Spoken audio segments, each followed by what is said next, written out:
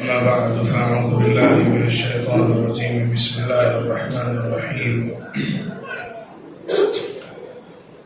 هل أتى على الإنسان حين من الدهر لم يكن شيئا مذكورا إنا خلقنا الإنسان من نطفة أمشاج نبتليه فجعلناه سميعا بصيرا إنا هديناه السبيل إما شاكرا وإما كفورا. صدق الله العظيم. اسٹیج پر موجود مہمانان گرامی، ادارے کے ذمہ داران، اساتذہ کرام اور آج تشریف لائے ہوئے طلباء کے والدین اور میرے عزیز طلباء، محترم خواتین و حضرات، آج کی یہ نشست اساتذہ اور طلباء کے درمیان، اساتذہ اور پیرنٹس کے درمیان طلباء کی کارکردگی کو ڈسکس کرنے کے لیے منعقد ہوئی ہے۔ مجھے اس میں شرکت کا موقع ملا، بعض طلباء کی طرف سے کچھ پروگرام بھی پیش کیے گئے اور اساتذہ اکرام نے بھی بہت ساری باتیں رکھی ہیں۔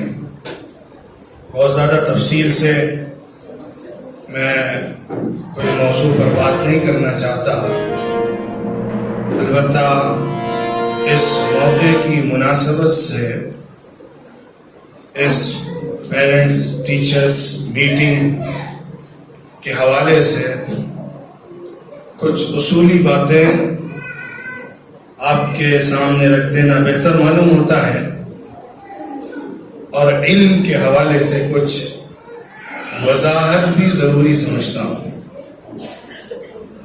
پہلے تو یہ سمجھیے کہ کوئی انسٹیٹیوشن ہو، کوئی ادارہ ہو، کوئی پڑھانے کے لیے بنایا گیا مرکز اور سینٹر ہو، وہ ہمیشہ چار پہیوں پر چلتا ہے۔ جیسے ایک کار ہوتی ہے، ایک وہیکل ہوتی ہے، اس کے لیے چار ویلز ہوتی ہیں جس پر اس کو چلایا جاتا ہے، ایسے ہی کسی ادارے کو چار پہیوں پر چلایا جاتا ہے۔ آپ خوب جانتے ہیں کہ ان چاروں ویلز میں سے اگر ایک میں بھی خرابی پیدا ہو جائے تو گاڑی اسی جگہ اسٹک ہو جاتی ہے، اسے موو کرنا اور اسے چلانا ممکن نہیں بچتا ہے۔ ایک ٹائر بھی اگر پنکچر ہو جائے تو تین ٹائر چاہے اچھے ہوں لیکن پھر بھی اس کو چلانا دشوار ہوتا ہے۔ یہ چار ویل کیا ہیں، اس کو اگر ہم سمجھ لیں گے تو ہم کسی انسٹیٹیوشن کو سمجھ کر صحیح پرپز میں رن کرنے کو سیکھ لیں گے۔ ایک ویل طلباء کی ہوتی ہے، اسٹوڈنٹس کی ہوتی ہے۔ دوسرا پارٹ ٹیچرز کا ہوتا ہے، اساتذہ کا ہوتا ہے۔ دوسرا پارٹ ٹیچرز کا، اور تیسرا جو ویل ہے وہ مینجمنٹ کا ہوتا ہے، جو ادارے کو چلا رہا ہوتا ہے، جو آرگنائزنگ باڈی ہوتی ہے۔ چوتھا ویل جو ہوتا ہے وہ پیرنٹس کا ہوتا ہے۔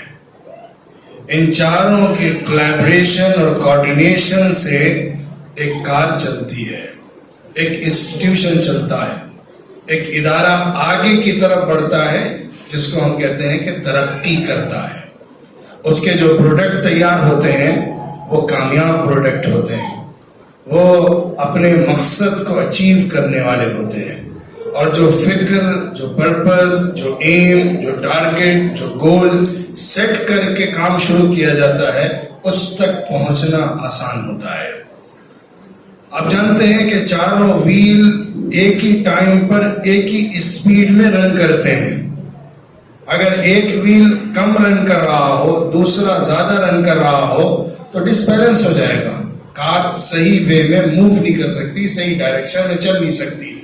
ایسے ہی ان چاروں کو اپنے اپنے دائرے کے اندر جو ضروری حصہ ہے کارکردگی کا وہ کر کے دکھانا ہوتا ہے۔ مینجمنٹ کا جو کام ہے، جو اس کی رسپانسبلٹی ہے، جو آرگنائز کر کے سہولیات فراہم کر کے تقاضوں کو پورا کر کے اور انتظامات پورے مہیا کر کے تمام رکاوٹوں کو ہٹا کے اور اچھے سے اچھے ٹیچرز کا انتظام کر کے طلباء کے لیے علم کے ماحول اور انوائرمنٹ کو پیدا کر کے اور اس کے ساتھ ساتھ جو ایڈمنسٹریشن لیول پر ایکٹیویٹیز یا کارکردگیاں ہوتی ہیں اس کو اسموتھلی چلانے کے اعتبار سے جو ذمہ داری ہے وہ بھرپور طریقے پر پورا کرے.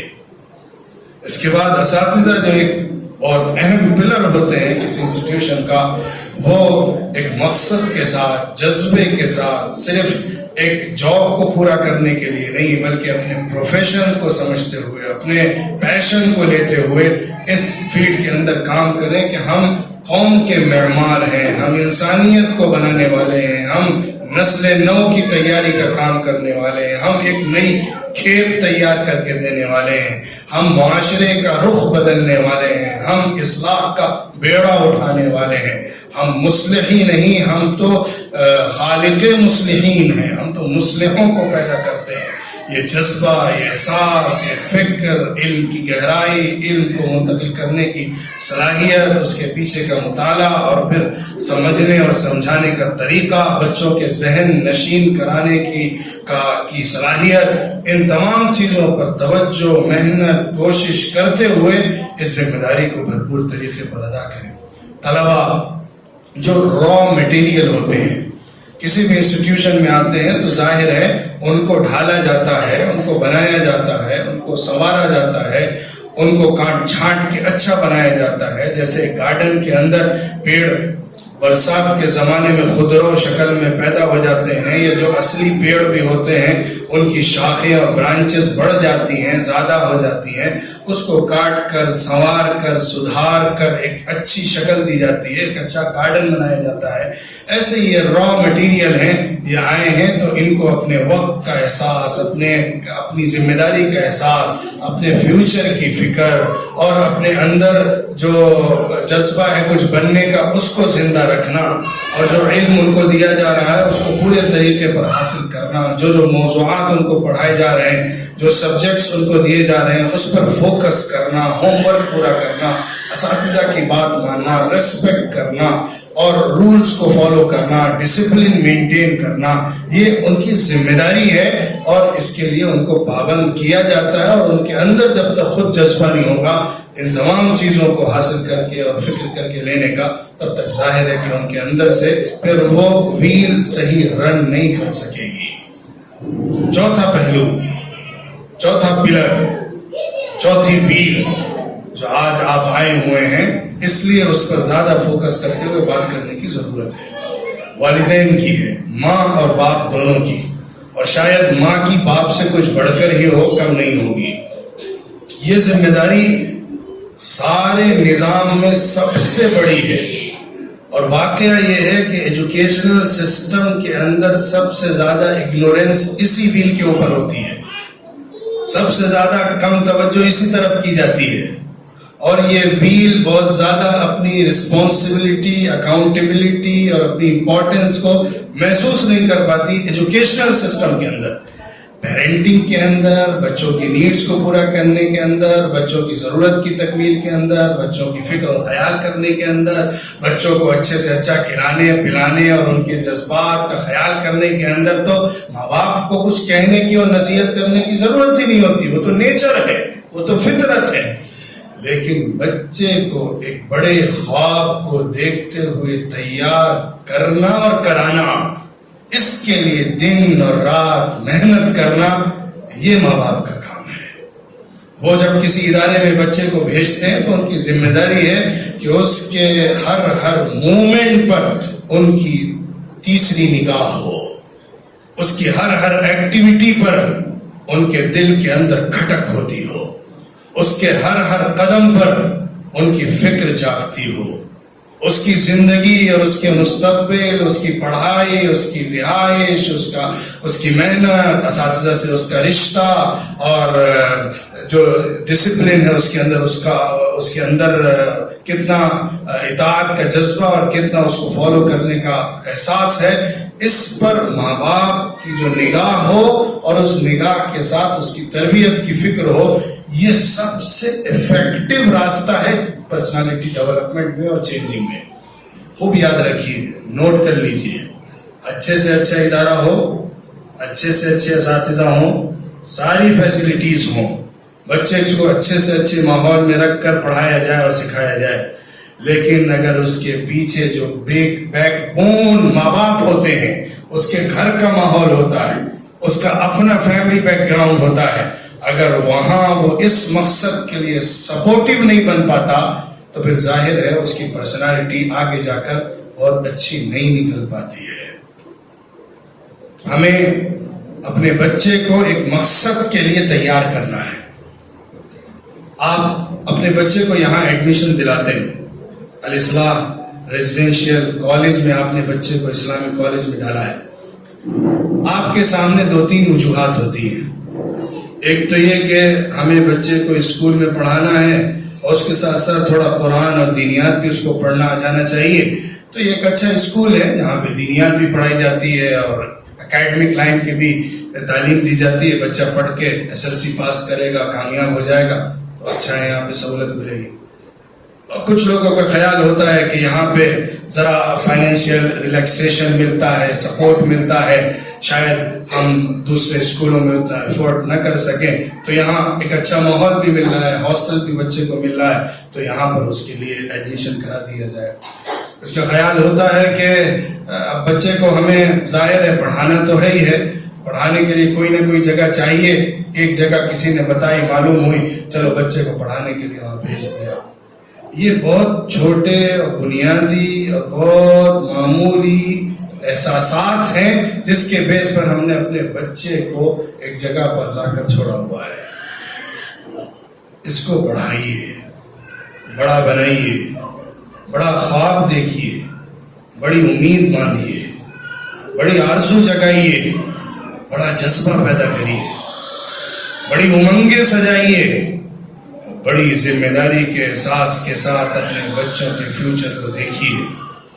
تب جا کر آپ کل ایک کامیاب بچہ اپنا نکال پائیں گے. وہ خواب کیا ہو خوب یاد رکھیے. یہاں مینجمنٹ بھی موجود ہے، اساتذہ بھی موجود ہیں، اکیڈمک کے بھی موجود ہیں، اسلامک کے بھی موجود ہیں، طلباء بھی موجود ہیں، پیرنٹس بھی موجود ہیں. سب کی موجودگی میں اپنا جتنا رول اس کے اندر محسوس کرتا ہوں یا جو یہاں کے ذمہ داران مجھے اپنے ساتھ شامل کرتے ہیں، اس کی بنیاد پر صاف لفظوں میں کہتا ہوں اس ادارے کا مقصد ایک اچھا اسلامک اسکالر پیدا کرنا ہے. اس ادارے کا مقصد صرف ٹیمپریری دینیات کی کچھ تعلیم دے دینا نہیں ہے یا اکیڈمک کے کچھ سبجیکٹ پڑھا کے ایگزام پاس کرا دینا نہیں ہے. ایک بہت ہی ڈائنامک ٹائپ کی پرسنالٹی بنا کر ایک اچھا ماہر، اچھی قوم کی خدمت کرنے والا اور جہاں دیدہ وسیع فکر رکھنے والا ایک باصلاحیت ایسا نوجوان تیار کرنا ہے جو قوم کی، ملک کی، انسانیت کی بھرپور خدمت کرنے کے ساتھ ساتھ مسلمانوں کو آج کے حالات میں صحیح گائیڈنس اور ڈائریکشن دے سکتا ہو. یہ ہے چند لفظوں میں وہ خلاصہ جو اس ادارے کے پیچھے کا ہے. اگر میں یہ سمجھنے میں غلط ہوں اور اگر اس مقصد اور ویژن کو میں صحیح نہ سمجھ سکا ہوں تو میں آج ہاتھ جوڑ کے معذرت کرتا ہوں کہ میں اس ادارے کے ساتھ اپنے رشتے کو آگے نہیں چلا سکتا. میں اس رشتے کو سمجھ کر اس سے جڑا ہوں، اس مقصد کو جان کر اس سے جڑا ہوں، اس ویژن کو سامنے رکھ کر اس سے وابستہ ہوا ہوں. ہمیں اس مقصد کو زندہ رکھنا ہے اور اس مقصد کے لیے تمام وہ کوششیں کرنی ہیں جو مشترکہ اور سب کی طرف سے مل کر ہوتی ہے. ہمیں آج کے زمانے میں علم کو سمجھنے کی ضرورت ہے. ابھی آپ نے بہت بات سنی کہ عصری علم دینی علم، عصری علم دینی علم، دینیات اور اکیڈمک سمجھانے کے لیے، بتانے کے لیے، دونوں سبجیکٹ کو واضح کرنے کے لیے اس طرح کی اصطلاحات، ٹرمینالوجیز استعمال کرنے میں کوئی حرج نہیں ہے. لیکن مجھے اس سے بڑی الرجی ہے. میں کہتا ہوں علم ایک ہے، علم ایک ہے. اللہ نے انسان کو بنایا اور بنانے کے بعد اس کی ضروریات کا انتظام دنیا میں کیا، جس کے ذریعے سے وہ اپنی زندگی چلا رہا ہے. لیکن اللہ نے دوسری مخلوقات کی بنسبت انسان کو الگ مقام اس طور پر دیا کہ وہ نہ جاننے والی چیزوں کو بہت ساری حقیقتوں کو جوڑ کر سمجھ لیتا ہے، اور سمجھنے کے بعد اس سے فائدہ اٹھا کر لارجر وے میں ایک اچھا سویلائزیشن بنا پاتا ہے. دنیا میں بہت ساری مخلوقات ہیں، جاندار ہیں، جو زندگی گزارتے ہیں اور زندگی کی نیڈز کو پورا کرتے ہیں. لیکن جو مخلوق اپنی ضروریات کے اوپر ریسرچ کر کے ایک اچھا ماڈیول بنا کر سویلائزیشن کا روپ ڈھالتی ہے، وہ انسان مخلوق ہے. علم اللہ کی گائیڈنس کے ساتھ ہوتا ہے، اللہ کی رہنمائی کے ساتھ ہوتا ہے. تو ایک انسان کو جتنے علم کی ضرورت ہے، ہر چیز کے علم کی ضرورت ہے. ہمیں اگر یہاں آنا ہے مینگلور سے ملبیدری، تو مجھے علم چاہیے کہ کون سی بس ہے جو مجھے اتارے گی یہاں پر. مجھے علم چاہیے کہ کس بس سے کہاں تک جانا ہے اور کون سی بس سے دوسرا رخ لینا ہے، کتنی بسیں چینج کرنا ہے، کون سی ٹائمنگ پہ بس آتی ہے. یہ علم چاہیے مجھے یہاں تک پہنچنے کے لیے، یہ علم ضروری ہے. لیکن آپ بتائیے، اگر مجھے ملبیدری آنا تھا لیکن میں پوری کوشش پورے دن شموگا تک جانے والے روٹ کے اوپر کرتا رہا، بس کون سی جاتی ہے، کب جاتی ہے، میں نے پورا زبردست ڈیٹا تیار کر لیا، پوری معلومات جمع کر لی، شموگا تک ایک ایک چپے کو پڑھ لیا اور سمجھ لیا. مجھے صبح ملبیدری آنا تھا، میں وہیں پہ کھڑا رہ جاؤں گا یا میں دوسرے رخ کی طرف چلا جاؤں گا اور بھٹک جاؤں گا. اسی طرح ہمیں اپنے اس زندگی کے سفر کو طے کرتے ہوئے موت کے منہ میں جا کر قبر تک پہنچنا ہے. قبر سے اٹھ کر اللہ کے سامنے حساب دینا ہے. یہ زندگی کا سفر ہے. اس زندگی کے اندر مجھے کھانا بھی چاہیے، پینا بھی چاہیے، مجھے اپنا گھر بھی بنانا ہے، مجھے اپنی دکان بھی چلانا ہے، مجھے اپنے بیوی بچوں کو بھی پالنا ہے، مجھے شادی بیاہ بھی کرنا ہے، مجھے نکاح کا تعلق بھی قائم کرنا ہے، مجھے اپنی جسمانی ضروریات کا انتظام بھی کرنا ہے، بچے ہوں گے تو بچوں کی دیکھ بھال بھی کرنا ہے، کپڑا لتا بھی بنانا ہے، مجھے لباس کا بھی انتظام کرنا ہے، مجھے اپنے سر کو ڈھانپنے والی چھت کا بھی انتظام کرنا ہے. ان سارے انتظامات کے لیے مجھے علم چاہیے کہ کم پیسوں میں گھر کیسے بنتا ہے، کس ایریے میں مجھے رینٹ کم ملے گا، میں وہاں گھر بناؤں گا. یہ میری ضرورت ہے، یہ علم مجھے حاصل کرنا ہے. ایسے ہی مجھے یہ بھی معلوم ہونا ہے کہ میں اس زندگی کے اندر عبادت کو کیسے پورا کر سکتا ہوں، اللہ کی بندگی کو کیسے پورا کر سکتا ہوں، اللہ کی شریعت کو کیسے قائم کر سکتا ہوں، اللہ کے نظام کو کیسے فالو کر سکتا ہوں، اللہ نے مجھے جس بندگی کے لیے پیدا کیا ہے اس کو مکمل طور پہ کیسے اپنا سکتا ہوں. یہ دونوں علم چاہیے. یہ دو علم نہیں ہیں، علم کے دو رخ ہیں. علم کے دو رخ ہیں. ان دونوں رخوں کو اپنی ضرورت کے اعتبار سے حاصل کرنا اور اس کے بعد پھر اپنے لیے پریورٹیز کو سیٹ کرنا، آگے والا مرحلہ. ظاہر ہے ہمیں علم چاہیے، جو ضروری علم ہے وہ تو حاصل ہی کرنا ہے، لیکن اولویات کو طے کرنا ہوتا ہے، پریورٹیز کو سیٹ کرنا ہوتا ہے. اور جو پریورٹیز ہوتی ہیں، اہمیت والی چیزیں ہوتی ہیں، اولویات ہوتی ہیں، وہ تقاضوں اور صلاحیت سے بنتی ہیں. اس کے لیے دو ضرورتیں ہیں، ایک زمانے کا تقاضا کیا ہے، دوسرا میرے پاس صلاحیت کیا ہے. ان دونوں کی ہم آہنگی سے جب کام کیا جاتا ہے تو پھر آگے جا کر اچھا نتیجہ نکلتا ہے. آج جانتے ہیں آپ، ہر معاشرے میں، ہر سوسائٹی میں اور ہر ملک کے اندر ظاہر ہے ہر پروفیشنل کے لیے لوگ چاہیے ہوتے ہیں. ڈاکٹرز بھی چاہیے ہیں، انجینئرز بھی چاہیے ہیں، ریسرچرز بھی چاہیے ہیں، اور تھنک ٹینک بھی چاہیے ہے، اکنامکس بھی چاہیے ہیں، اور اسی کے ساتھ ساتھ بزنس مین بھی چاہیے ہیں. زندگی کے جتنے میدان ہیں ان کے اندر جو کام کرنے والے لوگ ہوتے ہیں وہ سب چاہیے. فارمرز بھی چاہیے ہیں. جب سب مل کے کام کرتے ہیں تبھی ایک ملک بنتا ہے, ایک سماج بنتا ہے, ایک سوسائٹی بنتی ہے.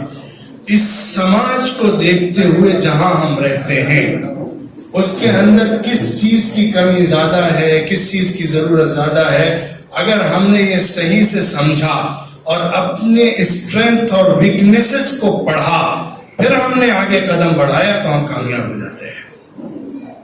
آج کے زمانے میں آپ کے اس ریجن کے اندر اچھے دینی ماہرین کی بہت ضرورت ہے, علماء کی ضرورت ہے, اسکالرز کی ضرورت ہے.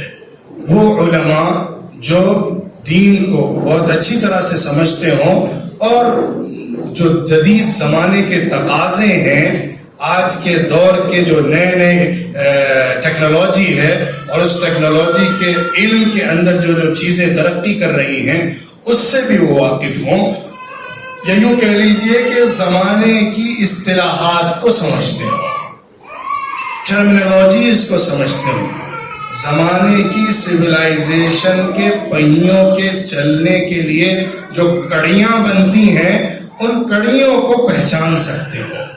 وہ صلاحیت رکھتے ہوئے دین کی گاڑی کو آگے لے کر چلنے والے چاہیے, ان کا شارٹیج ہے.